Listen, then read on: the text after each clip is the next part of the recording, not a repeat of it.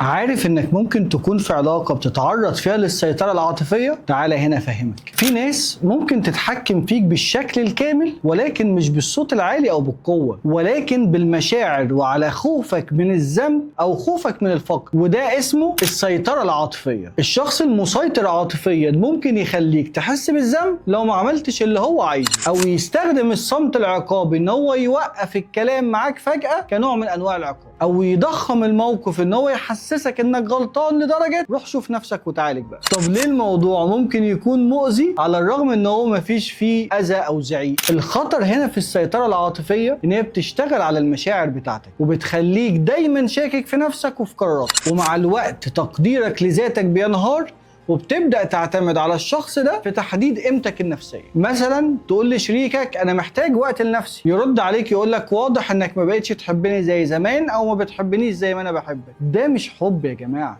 ده تحكم. طب ليه بيعمل كده؟ في الغالب الشخص ده اتعود ان هو طول عمره ما بياخدش اللي هو عايزه غير بالتلاعب. ساعات يكون اسلوب دفاعي او رغبة في السيطرة، لانه شايف دايما ان العلاقة لعبة مكسب وخساره. طب ازاي هنا تعرف انك تحت سيطرته؟ لو بعد اي حوار معاه بتحس انك دايما انت اللي غلطان، او بتعتذر عن حاجات انت ما عملتهاش، او بتوافق على امور ضد رغبتك علشان الدنيا تعدي. دي علامات خطر. طب تتصرف ازاي في الوقت ده؟ اول حاجه انك تسمي اللي بيحصل ده بالمسمى بتاعه، بين قوسين تلاعب. اول ما بتسميه بتعرف تفصل مشاعرك عن العقل او عن الموقف نفسه. تاني خطوة لازم تحط حدود واضحة جدا، زي انا محتاج وقت افكر او مش هقدر اعمل ده دلوقتي. تالت خطوة ما تبررش دايما كل حاجة. التبرير الزائد منك بيغذي التلاعب فيه، ولو مش قادر تنفذ ده لوحدك هنا لازم تتوجه على متخصص في الطب النفسي يساعدك. واحنا هنا في يوتوبيا هنساعدك تعيد تنظيم علاقتك بالشخص اللي بيأذيك وتخرج من العلاقة دي بأمان. وخليك فاكر دايما ان الشخص اللي بيحبك بجد مش هيستخدم مشاعرك كسلاح ضدك. شكرا جزيلا.